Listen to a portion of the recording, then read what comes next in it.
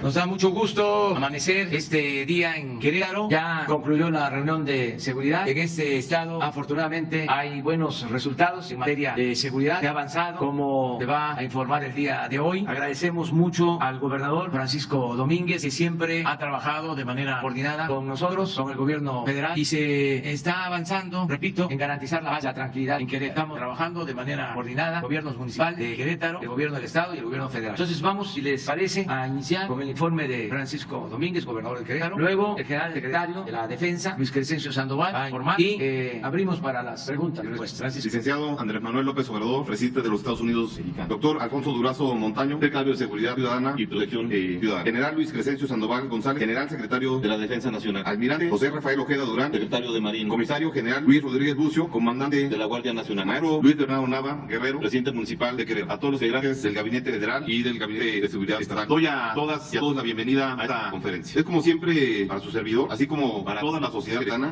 darle la bienvenida a nuestro estado, al señor presidente de la República, licenciado Andrés Manuel López Obrador. Le manifiesto mi respeto y mi gratitud por la atención que ha dado en todo momento a las necesidades de las queretanas y los queretanos. Esa ha sido la constante de su gobierno, y no solamente en el tema de seguridad, que lo hemos platicado ampliamente, y que le digo al señor presidente que cuenta conmigo para de forma presencial o virtual, como decíamos en esta coordinación en el estado, mi presencia, que empezamos el día lunes con este grupo de coordinadores. Y también decirles, como ya lo informó el presidente, que somos uno de los estados mejor evaluados de todo el país, el 25 estado, dentro de los 7 estados mejor evaluados en todos los temas de seguridad, donde un homicidio, el 80% tiene resolución, y se trata de feminicidios el 100%, y en todos los rubros vamos hacia la base. Nos ha distinguido siempre, señor presidente, con su apertura, también con su empatía, y por ello quiero aprovechar esta ocasión para abordar ante usted, señor presidente, y ante los medios de comunicación, y de frente a todas las personas, un tema, si me lo permite, señor presidente, que para mí es personal y central. En mi vida siempre he dado la cara, y hoy no será la excepción. Los gobernantes tenemos la obligación de enfrentar los hechos, más cuando se trata de calumnias, de infamias, de ataques centrados en cuestiones políticas. El señor Emilio Lozoya ha aprendido a involucrarme con una bajeza inaudita en actos de corrupción. Ha aportado solo sus dichos, que valen lo que su prestigio. Nada. De manera perversa, se filtró un video donde aparece una persona en la que deposité mi confianza y que me acompañó por años. Lo removí de su cargo y di parte a las instancias correspondientes para que él, a su vez, apele a su derecho que le convenga. Por mi parte, no tengo nada que temer, nada de qué avergonzarme y nada que ocultar. Los dichos del señor Lozoya son una infamia por varias razones. Primero, nadie puede comprar lo que ya tiene. Desde que fui diputado federal, con respecto a apoyé la reforma energética en el 2008, que fue propuesta por el Partido Acción Nacional. La seguí apoyando como senador de la República. De hecho, la presenté yo personalmente a nombre de mi partido. Siempre he tenido convicción de que la reforma era benéfica al país. Por tanto, como legislador, mi trabajo fue dar al país el mejor marco legal, no su implementación, y menos un legislador su operación. No había necesidad de darme dinero para tener un voto que ya se tenía por un billón personal. Además, lo reitero, lo he dicho siempre en mi vida política, su servidor no vive de la política. Segundo, nadie paga para que le peguen. Si fuera cierta la calumnia, no había presentado en ese momento 807 reservas y modificaciones a la reforma de aquel gobierno. No hubiera quitado su servidor el control del Consejo de Administración de Pemex, ni quitado 5 asientos que tenía en ese momento el sindicato petrolero. Le recuerdo que el Consejo de Administración de Pemex aprueba contratos, obras, proveedores. Sacar al sindicato no solo incomodó a aquel gobierno, sino que detonó amenazas contra mi vida. Si fuera cierta la calumnia, no habría propuesto la creación de un fondo petrolero con recursos etiquetados para asegurar la transparencia y evitar el saqueo que después se dio. Tercero, no se puede creer en la palabra de un delincuente conferido. Yo doy la cara aquí de la autoridad. No busco la protección a cambio de mera falsedad. Cuarto, hay una intención política, no es cuestión legal. Atacan a un gobernador de oposición bien calificado. Mienten porque Querétaro no tiene una sola observación de la Auditoría Superior de la Federación, ni de la Secretaría de la Función Pública Federal, ni una. Y es el manejo del dinero público de todos los queretanos. Tenemos los queretanos, el gobierno, en su responsabilidad, prácticamente deuda cero. Hay empleo, buenos salarios. Somos ejemplo de crecimiento, calidad, de grandeza. Somos gente de trabajo, de esfuerzo y de palabra. Por eso nos atacan. Y además, en menos de 10 meses habrá elección. Doy la cara y defenderé mi nombre. Seguiré trabajando sin pausa, sin distracciones, enfocados en los resultados, a lo que demanda la queretana y los queretanos. Este será el único posicionamiento público que daré a ERE. Nuevamente, señor presidente, en lo personal, estoy muy contento con su presencia, de todo su gabinete de seguridad, y Querétaro sigue sintiéndose fuerte cuando está usted aquí o desde Palacio Nacional, la Ciudad de México. Muchas gracias por su presencia. Muchas gracias. Con permiso, señor presidente. Buenos días. Por favor, las láminas. Vamos a analizar la situación de seguridad en el estado. Empezaremos, 18 municipios. El estado con una población de más de 2 millones de habitantes, en donde 4 municipios concentran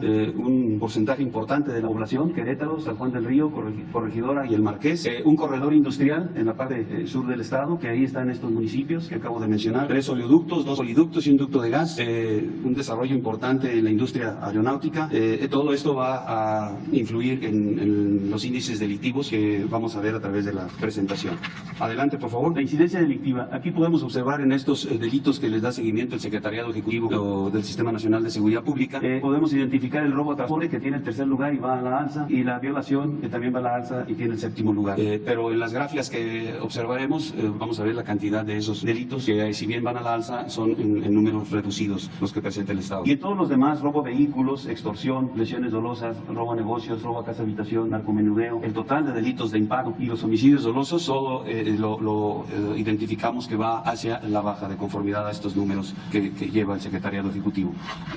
Adelante, por favor. El robo a transporte, este es el delito que identificamos que va hacia la alza. Aquí vemos la tendencia histórica y la tendencia actual.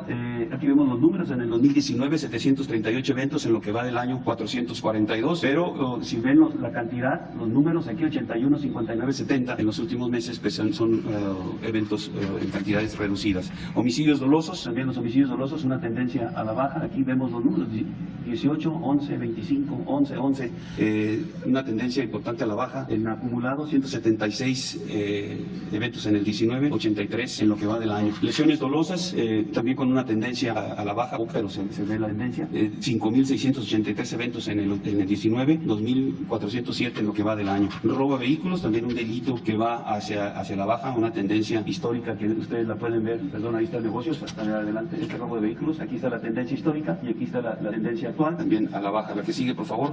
Robo a negocios, también con la tendencia similar a la baja, con 1.459 eventos en el presente año en comparación con los 3.378 del 19. La que sigue, por favor. Extorsiones, este delito lo podemos identificar que va de alguna manera está estable, no ha habido una reducción importante que nos permita identificar alguna tendencia a la baja. Tienen 118 eventos en este año y 257 el año pasado. El robo a casa habitación también a la baja, 1.354 eventos en el 2020 y 3.400 el año pasado. Violación, que es uno de los delitos que está a la alza, que ya les diré que tiene el sexto lugar, pero aunque va a la alza, aquí vemos la cantidad de eventos, 26 en junio, 25 en mayo, 30 en abril, 215 en lo que va del 2020 y 441 en el 19. Narcomenudeo, también un delito que va hacia la baja. Aquí vemos la tendencia actual, la tendencia histórica, con 583 eventos en el presente año. El total de delitos de alto impacto, la anterior, por favor, también es una tendencia hacia la baja, con un total acumulado de 24.597 eventos en el 19 y en el presente año 10.609. Homicidios dolosos por entidad federativa, en lo que va de la presente administración y hasta el mes de junio, el Estado ocupa el 25 lugar con 282 eventos, muy alejado de la media nacional. Y si consideramos estos homicidios dolosos por cada 100.000 habitantes, todavía se aleja más el Estado, en 27 lugar, bastante alejado de la media nacional. Esta lámina es de Seguridad Pública y Corrupción. Esta es una encuesta del INEGI. A nivel nacional establece esta encuesta que 59 de cada 100 personas que tuvieron un contacto con autoridades de seguridad pública fueron víctimas directas de actos de corrupción en el 2019. Y Querétaro, su estadística es que 41 de cada 100 personas son las que identifican estas situaciones. Entonces, el Estado ocupa el último lugar, es decir, es en ese contacto de seguridad pública y corrupción es el mejor clasificado. La que sigue, por favor. En los municipios de mayor índice delictivo, como ya lo sé, aquí están los municipios que tienen la mayor cantidad de población, son los municipios que están en el corredor industrial, son los municipios que están o que por su territorio atraviesan los duros. La que sigue, por favor. En seguridad pública del Estado, también aquí vemos la presencia de los efectivos policiales. En Querétaro, 1871, Corregidora, San Juan del Río, El Marqués. Aquí en estos tres primeros municipios está concentrado la mayor cantidad de policías, más de 2.600 policías. Y aquí en estos son los municipios, esos 2.600 equivalen al 76% de la policía estatal y municipal que tiene el Estado. Pero en estos tres municipios también se concentra el 65% de la población del Estado. Ahí está la mayor cantidad de población, ahí están los índices delictivos y ahí está presente la policía estatal y municipal trabajando en coordinación con las fuerzas de seguridad federales. Aquí las vamos a ver, adelante, por favor. En las fuerzas de seguridad federales se tiene efectivos de la Secretaría de la Defensa, efectivos de la Guardia Nacional, sus efectivos que están desplegados, los efectivos operativos son 1.782, que sumados a lo que tiene la Policía Estatal y la Policía Municipal hacen un total de 5.941 elementos, de los cuales 4.854 son operativos, son fuerzas que están desplegadas en las tres coordinaciones regionales de la Guardia Nacional en la que está dividido el Estado. Aquí también en Querétaro tenemos considerado para el 2021 2 proyectos de construcción de instalaciones de la Guardia Nacional, uno en Corregidora y otro en San Juan del Río. Ahorita se tiene un 90% en avance de la gestión de la obtención de los predios y su legalización. En cuanto a sucursales del Banco del Bienestar, tenemos 3 instalaciones concluidas en Tolimán, Colón y San Juan del Río, y otra en Querétaro en proceso de construcción. Aseguramientos de las fuerzas federales en lo que va de la presente administración: detenidos 196, 691 kilogramos de marihuana, 14 de cocaína, 12 de heroína, 177 de metanfetaminas, de cristal, 2 laboratorios, 355 vehículos, combustible recuperado, más de 435,000 litros. La que sigue, por favor. En el robo de hidrocarburos, como mencionaba, 3 oleoductos, 2 oliductos y un ducto de gas, en donde las tomas clandestinas han sido 418 las que se han detectado, y el municipio que más tiene o que más presenta este delito es San Juan del Río, 248 tomas clandestinas. Se han asegurado 82 vehículos, se han recuperado 435,682 litros de combustible y se han detenido 16 personas. Aquí sigue, por favor. Aquí vemos la variación promedio diaria en cuanto a la desviación del combustible. 8,105 barriles diarios de combustible se extraían de los ductos en el 18 a través de 26 tomas clandestinas. En el 19 aumentan las tomas clandestinas, pero reduce esta desviación de barriles diarios a 6,579. Y en lo que va del año se tienen 135 tomas clandestinas, reduce, pero también reduce la cantidad de barriles diarios a 4,225. Adelante, por favor. Los recursos federales en el ámbito de la seguridad que llegan al Estado, tenemos primero el Fondo de Aportaciones para la Seguridad Pública con más de 192 millones, el Programa de Fortalecimiento para la Seguridad con 75,8 millones de pesos, y el Fondo de Aportaciones para el Fortalecimiento de los Municipios y las Demarcaciones Territoriales de la Ciudad de México, el Fortamun, son 1,442,3 millones de pesos que llegan aquí al Estado de Querétaro. Adelante. Además, se tienen 14 programas sociales que ayudan de manera importante en quitar las partes que van a engrosar luego en ocasiones a la delincuencia. Los jóvenes llegan llevan a las familias de escasos recursos, que ahí se puede generar índices de violencia importantes. Estos 14 programas sociales están enfocados a productores, a los jóvenes construyendo el futuro, a becas de educación básica, a apoyos de bienestar para niñas, niños, hijos de madres trabajadoras, adultos mayores, microcréditos, personas con discapacidad, becas de educación media, jóvenes escribiendo el futuro. Todos esos programas, pues como mencioné, ayudan en el ámbito de la seguridad, y tienen 295,479 beneficiarios en el Estado, con un total de recursos que se asignan a estos programas de 3,484,8 millones de pesos. Adelante, por favor. En relación a la atención de la emergencia sanitaria, el Querétaro tiene 10 instalaciones sanitarias, una por parte de la Secretaría de la Defensa, una Sedena Insabi, 3 del IMSS, una del ISSSTE y 4 que son del Estado. Tiene una disponibilidad actualmente en cuanto a hospitalización del 85% de camas y una disponibilidad en camas de terapia intensiva del 68%. Adicionalmente, se proporcionan por parte de Sedena y de la Guardia Nacional seguridad a 5 instalaciones.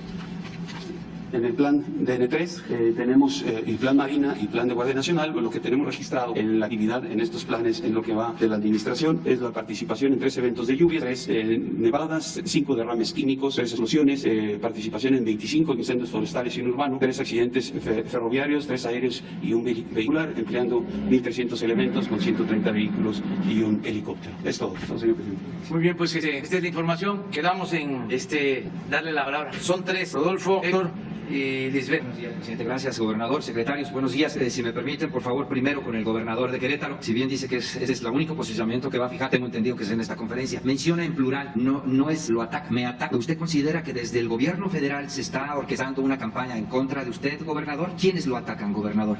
A ver, yo les propongo algo. Perdón, ¿no? Sí. El gobernador ya fijó su postura, lo hizo con mucha claridad, como él lo ha manifestado, dando la cara. Y también, según escuché, que esa iba a ser su única aclaración sobre este tema. ¿Por qué no tratamos de dejar para otro momento este asunto? Incluso hasta por respeto, por urbanidad política, y va a haber tiempo para desahogar este tema. Además, corresponde a la Fiscalía aclararlo en su momento.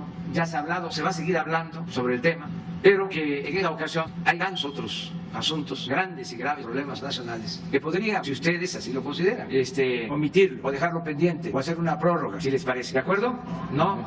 Bueno, Pues la mayoría manda. Pero a ver, entonces, es eso, dice que no es desde el gobierno federal, el gobernador nos lo está refiriendo en este momento, que siente que lo ataca. No, sabemos que hay la posibilidad para que siga dando la cara y que limpie su nombre o que nadie manche su nombre. Hay posibilidad de solicitud de licencia para separarse de su cargo, gobernador, o desde su puesto, desde su posición, estaría defendiendo su nombre, su honra, su prestigio, gobernador. ¿estás en condiciones de contestar ahora o te mantienes? Porque también eres libre. Va a ser el único posicionamiento que creo que es muy claro. De acuerdo. Muy bien. Presidente, tiene que ver con este régimen de corrupción del que usted está combatiendo. Hay un expediente que ya se abrió en la Aceido, que tiene que ver con una alcaldesa de Quintana Roo, me refiero a Mara Lezama. Ahí ella de pronto creó una empresa con su esposo, su hermano, sus hijos, y de la noche a la mañana, en menos de 2 años, 70 millones de pesos desembolsó para comprar propiedades. Esta es información que ya cuenten, la tiene, la ha seguido. Usted, ella siempre se ha manifestado que es su amiga, usted también ha dicho que es una buena persona, pero tiene que dar la cara, tiene que responder, que se llegue hasta el fondo, no va a dejar pasar nada a usted en cuanto a corrupción, presidente. ¿Cuál es su opinión al respecto, por favor? Pues que se investigue y que se aclare y que no haya corrupción y que no haya impunidad. Esa es mi postura. Y he dicho y repito que no establezco relaciones de complicidad con nadie y que si una gente cercana, un amigo, inclusive un familiar, comete un delito debe de ser castigado.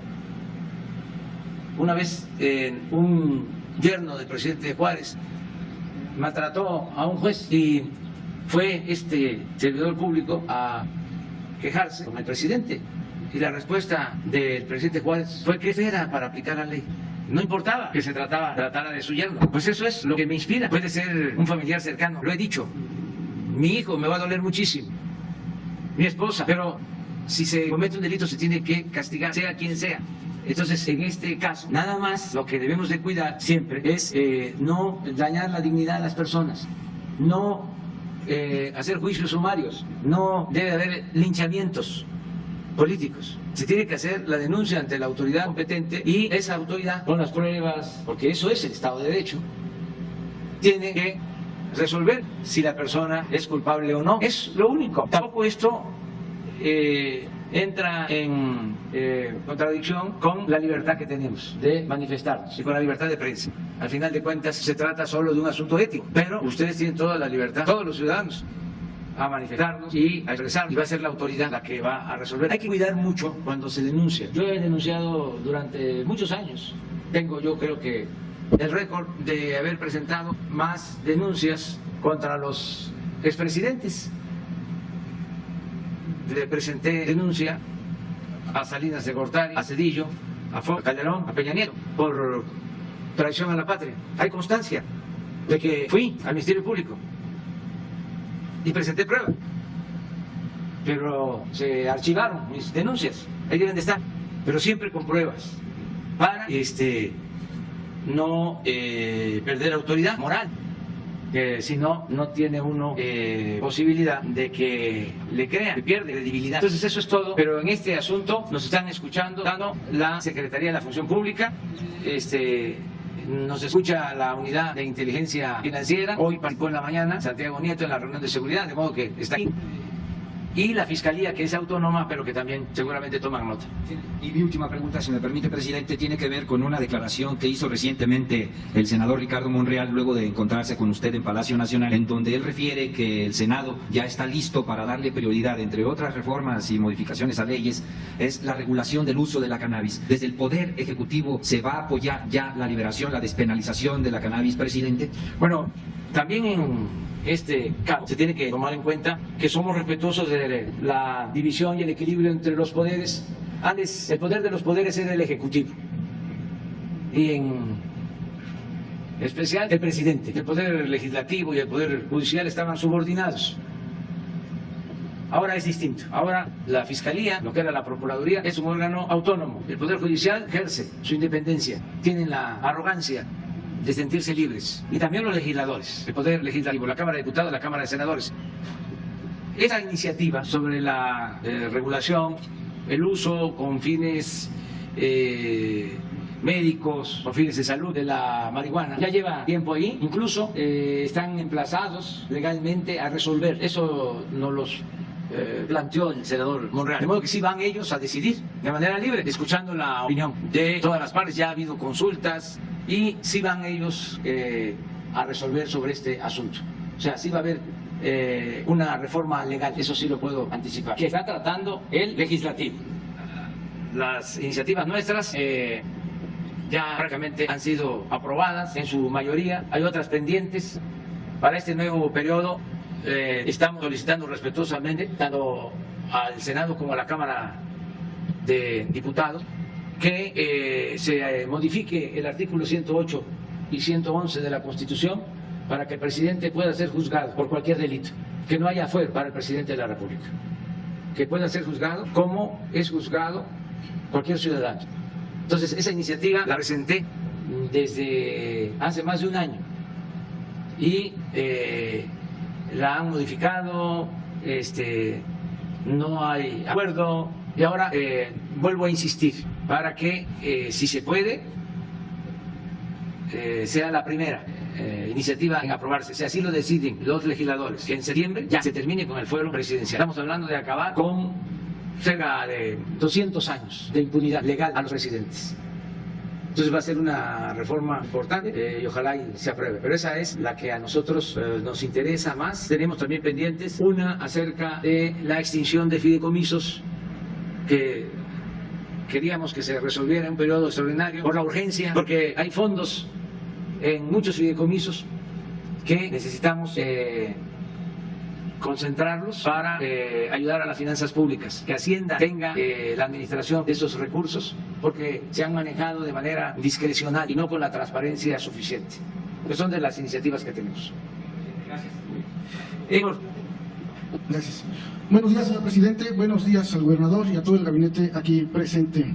Yo, con todo respeto al gobernador, y entiendo muy bien que no quiera ya ahorita comentar nada, simple y sencillamente señalar y dejarlo ahí esta pregunta puesta. Y pues, principalmente le quiero preguntar, ¿no? ¿Cómo creer en usted cuando es inimaginable que su secretario particular reciba semejante cantidad de dinero, como se ve en el video, que circula en diferentes medios, sin estar usted gobernador al tanto? Esto porque principalmente hemos estado viendo que pues no puede pasar nada sin que los gobernadores estén al tanto, y pues es muy extraño. También es cierto, el presidente en muchas ocasiones lo ha dicho, el que nada debe, nada teme, y creo que estamos en tiempos ya muy diferentes. Es un pueblo de México cansado de tanta corrupción, de tanto que en campañas muchos candidatos ofrecieron, nos escucharon, nos regalaron defensas, frijol con verdojo, y atendieron pues todas nuestras preguntas y dudas, nos conquistaron, y ahora que muchos de ustedes ya están gobernando, pedimos lo mismo, ¿no? Que así como cuando hicieron campaña, pues también tenga la cara para decir, pues no es cierto, son mentiras, y aquí estoy, y vamos a aclarar con la frente en alto todo lo que se está rumorando, ¿no? Pero también respetamos, entendemos muy bien, y también respetamos los procesos, y es lo único que quería comentar. Señor presidente, como usted lo ha dicho por lo menos ya 2 ocasiones, lamentablemente la red social Twitter es la plataforma en donde se nota una manipulación de la información, uso de bots, uso de cuentas falsas, compra de espacios con fines político-electorales, los cuales están fuera del alcance de la fiscalización electoral. La pregunta va en este sentido, señor presidente: ¿cuándo asistirán los directivos de Twitter México a la conferencia matutina para informar al pueblo de México sobre estos temas? Agrego que el fin de semana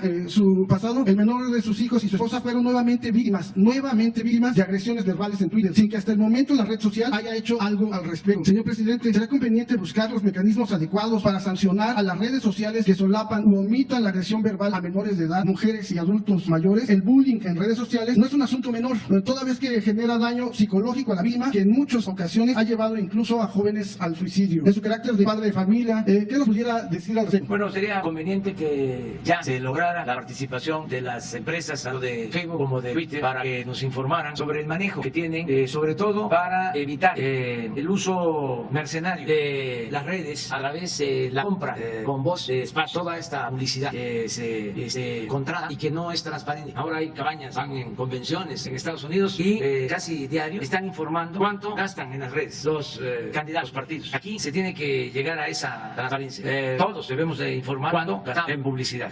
Generalizo porque el gobierno tiene gastos de publicidad. En mi caso personal, nunca he pagado a Twitter ni a Facebook para que un mensaje mío lo difunda y se vea más. Nunca lo he hecho. Entonces va a ser importante que nos aclaren. Tengo entendido de que Facebook ya habló de la transparencia para, en efecto, Twitter ver cómo está lo de los bot, cómo se llevan a cabo estos contratos, porque sí es evidente de que existen y hay que preguntarse a estas empresas si pueden evitarse, es decir, si pueden imprimir ética en el manejo de estas redes sin limitar la libertad de expresión, porque cuando se trata de personas, de ciudadanos, cuando son reales, pues tienen todo el derecho de manifestarse y de expresar lo que quieran. Lo que sucede es de que siempre se potencian ciertos mensajes de manera artificial y con dinero, y hay que saber de dónde proviene el dinero. Entonces, a ver si lo hacemos, pues ya va a ser de esta semana que viene a la otra, porque vamos a estar en gira hasta el viernes esta semana y la próxima también. Nada más vamos a estar en la Ciudad de México lunes y martes, y el lunes ya es bastante la agenda y el martes está dedicado a la salud. Entonces,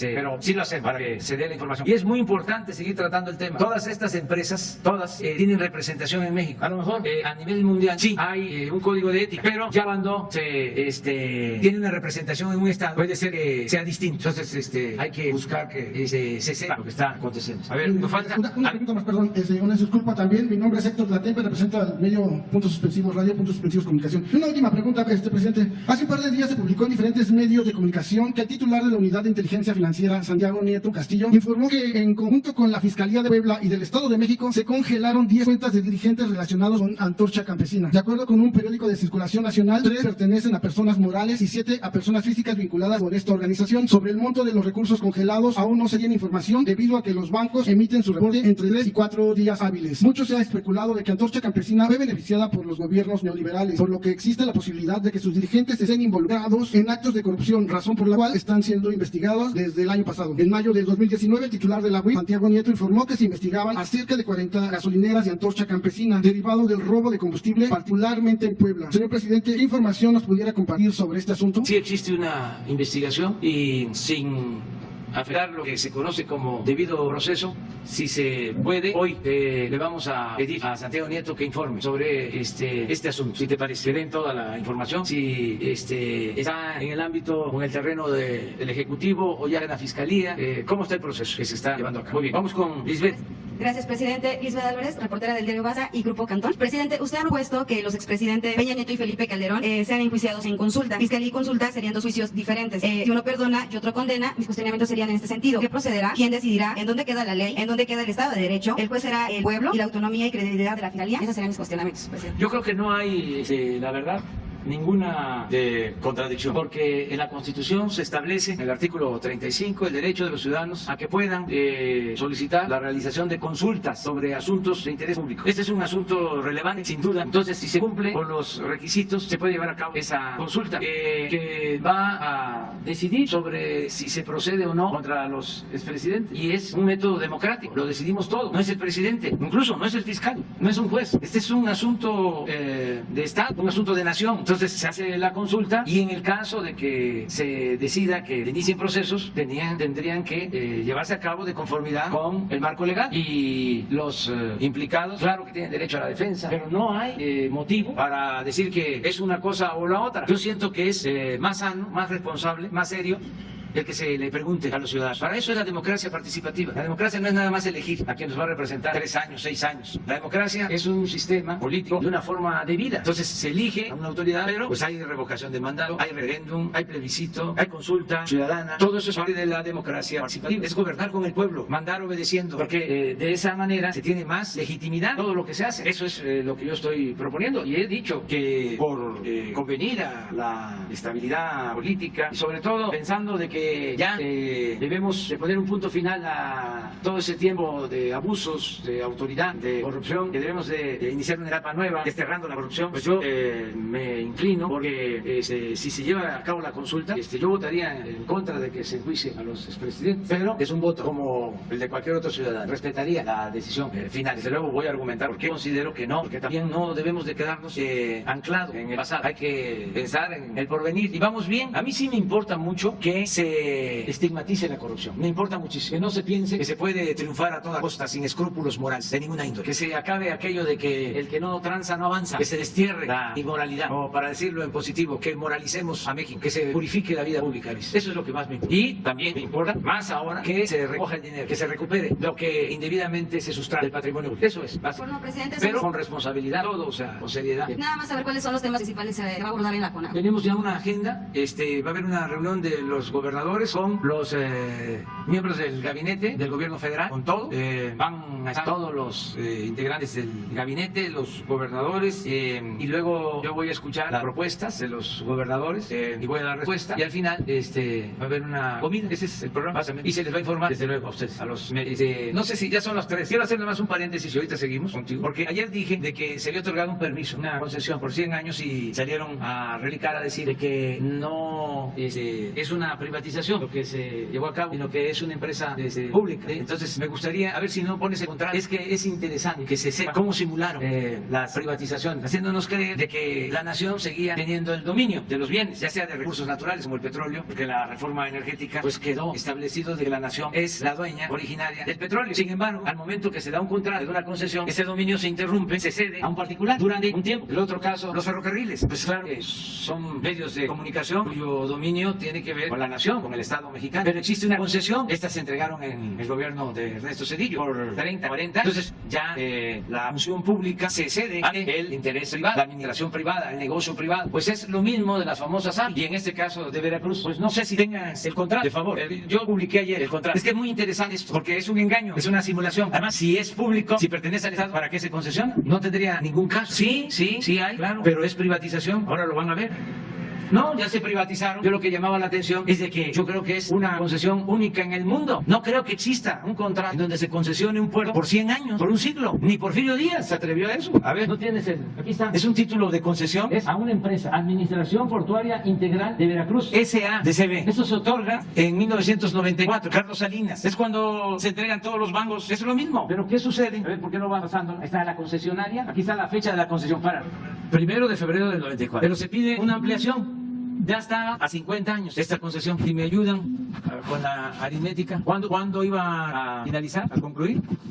Del 94 al 2044. Ya era bastante. ¿Pero qué pasa? Solicitan una ampliación de plazo. Síguele, por favor. Síguele. Ahí está. Ampliación. Es interesante que se sepa, a ver si regresamos, sobre qué es lo que se concesiona. Así está. Aquí, ¿verdad? Sí. No alcanzo yo a... Así, aquí está. 1. Uso, aprovechamiento y explotación de los bienes del dominio público de la Federación que integran el recinto portuario del puerto de Veracruz, cuya superficie se encuentra delimitada y determinada en el anexo 1. 2. El uso, aprovechamiento y explotación de las obras e instalaciones del gobierno federal ubicadas en el recinto portuario, que se describe en otro anexo. 3. La construcción de obras, terminales, marinas e instalaciones portuarias en el recinto de que se trata. La prestación de los servicios portuarios de acuerdo al diario oficial de la Federación. Esto es lo que se está entregando todo a una empresa particular. Es una privatización no estatal. Bueno, nunca pierde, regreso a lo mismo, el dominio, la nación, el Estado, pero se interrumpe porque se entrega esta concesión. Sigamos adelante. No, pues ellos pueden ganar lo que sea. Es una empresa. Es lo que estamos viendo, porque es el manejo de todo el puerto. Entonces, le empiezan a pedir opiniones a las distintas instancias de la misma Secretaría de Comunicaciones y todos avalan para que se dé la ampliación. Seguimos adelante. Todo avala. Seguimos. De modo que se resuelve. Síguele. Ya para terminar. Miren. Todo legalito. De conformidad con el artículo 35, fracción cuarta. Miren cuántas. Pero termina el contrato. Al final se modifica el título de concesión de fecha 1 de febrero del 94. La Secretaría otorga la prórroga de la vigencia del título de concesión de fecha del 1 de febrero de 1994, por lo que la vigencia será hasta el 1 de febrero de 2024. 2094. Vamos a vivir todos para contar. Síguele. Adelante. Miren cuánto firma. 6 de julio del 2018. 4 días después de que ganamos. ¿Quién lo firma? El secretario de Comunicaciones y por la concesionaria, adelante, el ingeniero Juan Ignacio Fernández Carvajal. Entonces, esto es lo que vamos a revisar, lo aclaro, porque si no se pensaría de que es algo del sector público. ¿No? Ah, claro, sí, pero la administración corresponde completamente, esa es la concesión a particular. Entonces vamos a revisar, que es muy extraño, primero, ¿por qué así enganché? Segundo, ¿por qué después de llevaron a cabo las elecciones? ¿Y quiénes son los beneficiarios? Y mundo, porque tampoco se puede decir que durante todo este tiempo ha mejorado mucho el puerto de Veracruz. Si hablamos en términos de volumen de carga, no es así. Son otras circunstancias, desde luego, porque ahora el tráfico comercial del Pacífico es más que en el Atlántico. Pero en manejo de contenedores, tanto Manzanillo como Lázaro Cárdenas tienen ya manejo de Veracruz. Y no olvidar, el puerto de Veracruz fue el principal de México por siglos. Bueno, ahí se creó el primer gobierno municipal, cuando la conquista. Por eso se va a revisar. Esto es para los técnicos. Es que es interesante, ayer hablaba yo, de que todo eso lo estemos recordando, porque el tiempo pasa y ya las nuevas generaciones, ya, por ejemplo, los que tienen 20 años, estamos hablando de un convenio de 1994, no habían nacido. Entonces, si no sabemos de dónde venimos, no vamos a saber hacia dónde vamos. Porque si yo hablo de neoliberalismo y digo que es un periodo de 36 años, pues hay que explicar, ya, porque es parte de la historia. Es a partir de 1983 que empiezan a sentarse las bases de la política neoliberal, que concluye en noviembre del 2018. Pero es un periodo de 36 años. Si yo quisiera que se conociera muy bien que fue el porfiriato, que fue un periodo de 34 años, comenzó en 1876 y concluyó en 19 1911. ¿Y por qué me interesa que se conozca ese periodo? Porque ahí se sentaron las bases del México autoritario. A pesar de la revolución, no se pudo cambiar ese régimen. Entonces, 36 años de política neoliberal no es poca cosa. Por eso hay tanto desconcierto ahora que está llevando a cabo la transformación, porque trabajaron hasta la mente. Hubo todo un proceso de aculturación, de manejo de ideas, y sí alteraron la forma de pensar. Por eso se sorprenden cuando se dice vamos a atender a los pobres, o primero a los pobres. No, pues eso es comunismo, eso es populismo, eso es paternalismo. Oye, ¿qué es comunismo? ¿Y qué es populismo? ¿Y qué es paternalismo? Pues no sé, pero ¿cómo que va a atender a los pobres? Porque durante el periodo neoliberal los pobres no importaban. Importaban los negocios, importaba el crecimiento económico, la acumulación de capital, pero no el pueblo. Entonces, por eso es necesario aclarar sobre esas cosas. Imagínense, así como estos contratos, en 12 meses Salinas entregó 15 bancos, a menos de uno por mes. Y además simulaban de que había subastas, se lanzaban convocatorias, había licitaciones, se abrían los sobres y salía el ganador. El que quedaba en segundo lugar en una subasta ya sabía que en la próxima convocatoria ahí le tocaba. Y así los 15 bancos. Se puede probar. Claro que es extraño, es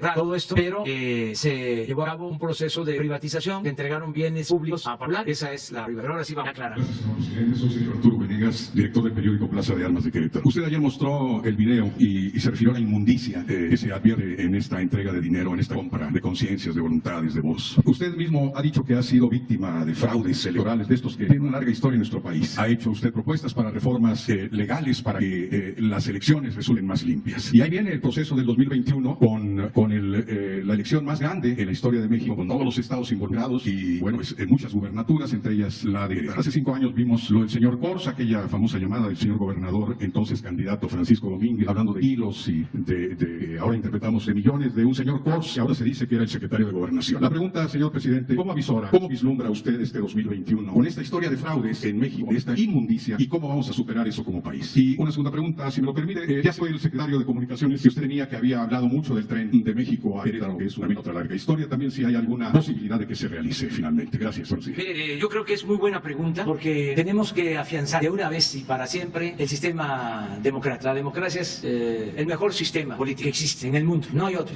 Algunos sostienen que es el menos malo, pero sin duda es lo mejor, la democracia. Y parte de nuestros problemas como nación se han originado por la falta de democracia, porque cuando no hay democracia, el pueblo pues no participa, el que llega al cargo se siente absoluto y hace lo que le da la gana. No hay sentido estricto contrapesos. Entonces nos hace falta la democracia. No hemos tenido democracia en siglos. No está de más recordar de que fuimos colonia 300 años. Nos invadieron y desde España mandaban a los virreyes, y los virreyes imponían en los estados los llamados alcaldes mayores. 3 siglos. O sea, vamos a cumplir 200 años de independencia, pero estuvimos 300 años siendo colonia de España. Entonces, desde luego, en 300 años, en 3 siglos, no hubo democracia. De modo que se diga que había democracia en la llamada Nueva España. Bueno, se logra la independencia política, pero tampoco en el siglo XIX hay democracia. Si acaso, en todo el siglo XIX, lo más cercano a la democracia fueron los 10 años en que gobernaron Benito Juárez y Sebastián Lerdo de Tejada durante el periodo que se conoce como República Restaurada, de 67 al 76. 10 años, nada más. Como un destello de libertades, se gobernaba de conformidad a la Constitución, había división y separación de poderes. Al mismo presidente Juárez, en el Congreso, llegaron a no aprobarle leyes, los legisladores. Y ya ni hablar de los periodistas, entonces. Es la prensa más libre, más inteligente que se haya tenido en toda la historia de México, en ese periodo. ¿Pero qué pasó antes? Pues fue 11 veces presidente de la República Antonio López de Santana. La primera mitad del siglo XIX. México, país de un solo hombre. ¿Qué pasa después de los 10 años de la República Restaurada? Vuelve a ser México, país de un solo hombre. Porfirio Díaz, 34 años. ¿Dónde está la democracia? No hay. Por eso Madero, por eso es el apóstol de la democracia, porque él se propone garantizar las libertades del pueblo y que se respete la voluntad de los ciudadanos, el sufragio, el voto efectivo del pueblo para la elección de sus autoridades. ¿Qué pasó? En ese tiempo es cuando ha habido más democracia. Estamos hablando de 1911 a 1913.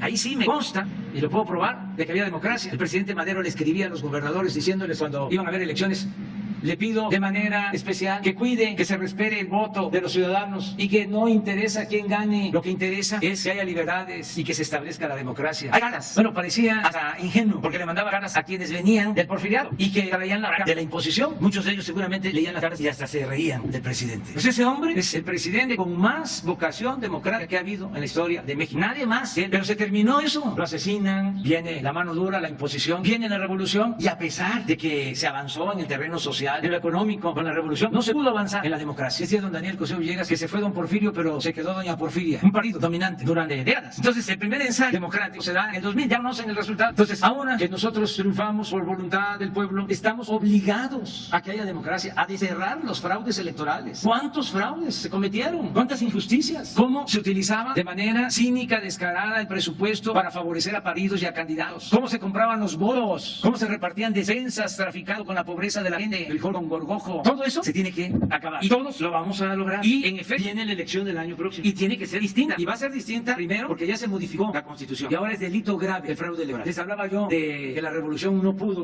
acabar con el régimen movilista en lo antidemocrático. No quisieron los revolucionarios que realmente se estableciera la democracia. Cuando se está discutiendo de que no se puede juzgar a los presidentes porque tienen impunidad y solo se les puede juzgar de acuerdo a la Constitución por traición a la patria. Fíjense que en la Constitución de 1857 se establecía que se podía juzgar al presidente no solo por traición a la patria, sino por delitos electorales. Y en la Constitución que se escribió aquí en Querétaro, a pesar de los grandes avances en lo social en esa Constitución, se modificó el artículo 103 de la Constitución de 1857 y se le quitó de que al presidente no se le podía juzgar por delitos electorales y solo se le dejó por traición a la patria. O sea, no era una prioridad establecer la democracia. Ahora tenemos que hacerla valer y ya es delito grave el fraude electoral. Y yo lo he expresado, lo voy a seguir diciendo. Existe una fiscalía de delitos electorales que también debe de saberse que se creó y que es independiente, que es autónoma. Pero independientemente de esa fiscalía, yo una vez que comiencen los procesos electorales y me entere de que hay gobiernos municipales, de que hay gobiernos estatales, de que hay funcionarios o secretarías del gobierno federal interviniendo en las elecciones, los voy a denunciar. Estoy obligado a hacerlo. ¿Y qué es lo que voy a exigir? Elecciones limpias y libres. Y que el pueblo decida sin ninguna presión, sin ningún condicionamiento, con absoluta libertad. Y eso sí nos puede traer dificultades. De una vez lo anticipo. Diferencia, porque no voy a dejar pasar eso. Nos ha hecho mucho daño el fraude electoral. Es como un crimen, un fraude electoral. Cuando empezó a crecer lo de las bandas del crimen organizado, se empezaron a meter a la política y se empezó a usar dinero de procedencia ilícita para apoyar campañas. Se llegó al grado de que se tenía autoridades al servicio de la delincuencia, que todo era con dinero. Una semana antes de la elección iban por las calles entregando defensas, recogiendo credenciales de elector. Si sabían que había simpatía por un candidato, iban a llegar al ciudadano a decirle: te doy tanto por tu credencial, para que no fuera a votar, y se las regresaban después de la elección. Eso se hará porque se hará. Entonces es por eso muy buena tu pregunta, porque me permite hablar sobre ese tema y que todos lo sepan, y sobre todo los servidores públicos del gobierno federal. El que se meta a usar presupuesto, bienes del gobierno para favorecerse, va a ser consignado. Por eso deben ya de pensarlo. Los funcionarios que aspiran a tener cargos porque vienen elecciones de diputados federales, senadores, gobernadores, a su debido tiempo renuncia. Vámonos.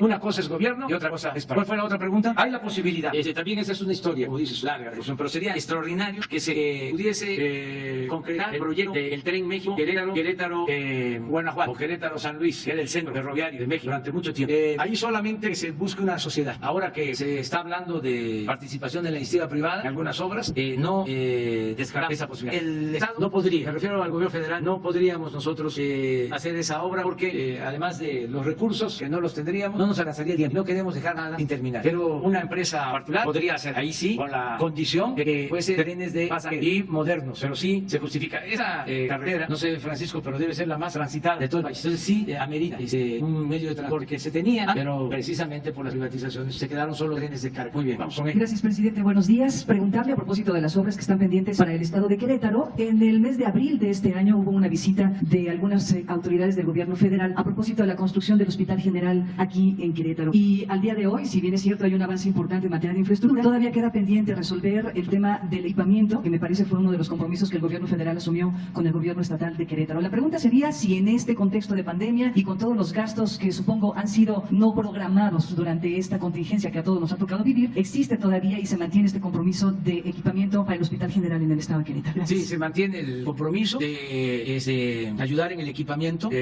al gobierno del estado. Terminando esta reunión vamos a tener un acuerdo y un tema que va a tratarse es lo del hospital de Querétaro. Y sí, se va a apoyar porque es una prioridad. Todo lo que es salud, hemos terminado cerca de 80 nuevos hospitales que estaban en proceso. Voy a informar sobre esto el día primero, de cómo se ha invertido para terminar obras inconclusas, sobre todo en este caso hospitales, cómo nos ayudó mucho el terminarlas y reconvertirlas o convertirlas en hospitales de atención COVID, con el apoyo de la Secretaría de Marina, la Secretaría de la Defensa. Ellos nos ayudaron a terminar obras, equipar obras y a operar hospitales. ¿Cuántos de INSA vienen ustedes? 32, a partir de marzo, 32 nuevos hospitales. Entonces es lo mismo para el caso de Querétaro, ese compromiso. Y por último, señor presidente, ahora sí ya la última pregunta de mi parte. Entiendo cuando habla sobre esta responsabilidad y este derecho que asume como ciudadano de levantar denuncias en contra de aquellos que malos servidores ostenten el poder público para beneficiarse en un proceso político electoral. Sin embargo, su figura también es una figura que puede influir de manera muy directa hacia uno u otro partido político. Mi pregunta va en este sentido: ¿cómo garantiza el presidente de la República